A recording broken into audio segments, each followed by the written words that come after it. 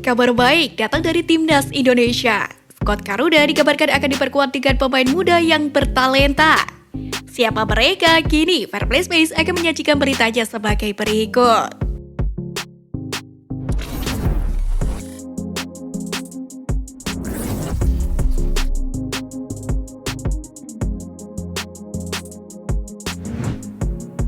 Usai 2 kali bertanding, Timnas U23 asuhan Sintayong melawan Timor Leste pada laga FIFA Matchday akan memanggil pemain lokal dan naturalisasi selain 4 pemain turunan yang akan ikut bergabung.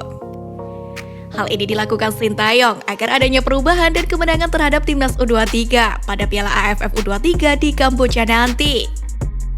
Dilansir dari mantrasukabumi.com, Sintayong pelatih Timnas U23 itu akan memanggil pemain lokal yang sebelumnya pernah ia panggil. Pemain lokal yang akan diminta untuk bergabung dengan Timnas U23 oleh Sintayong yaitu Bagas Kava dan Sadil Ramdhani. Dengan adanya 2 pemain Timnas U23, Sintayong berharap Bagas Kava dan Sadil Ramdhani dapat membawa perubahan. Bagas Kava sudah terbukti sebagai salah satu pemain muda terbaik dalam sepak bola Indonesia. Bagas Kava menoreh kabar bermain terbanyak di antara pemain muda di BRI Liga 1. Tercatat, Bagas Kava sudah mencapai 13 penampilan dengan torehan 1 gol dan 3 assist untuk Barito Putra.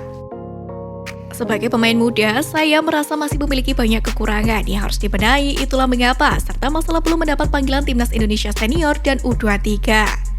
Coach Sintayong lebih tahu urusan teknis, kami sudah berusaha bermain bagus di setiap laga, hanya sampai saat ini Barito Putra belum beruntung. Ujar Bagas Kava. Semoga di laga selanjutnya hasilnya lebih baik.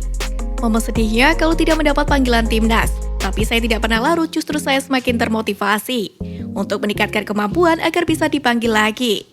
Lanjut Bagas Kava. Selanjutnya ada nama Sadil Ramdhani, gelandang sayap Indonesia.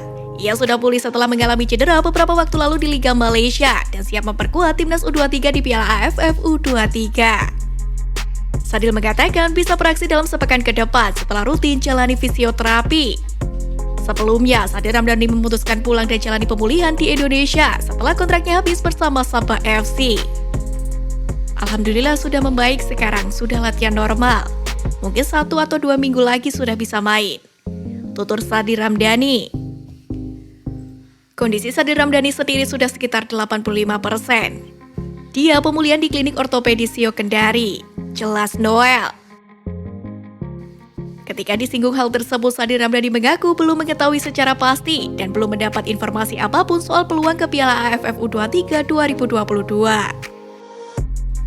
Saya sudah mulai latihan terus, tapi kalau soal itu panggilan ke timnas saya belum tahu pasti, kata Sadil Ramdhani. Semoga apa yang kita harapkan mereka bisa dipanggil Sintayong agar timnas U23 semakin kuat di lini pertahanan dan bagus di lini serang.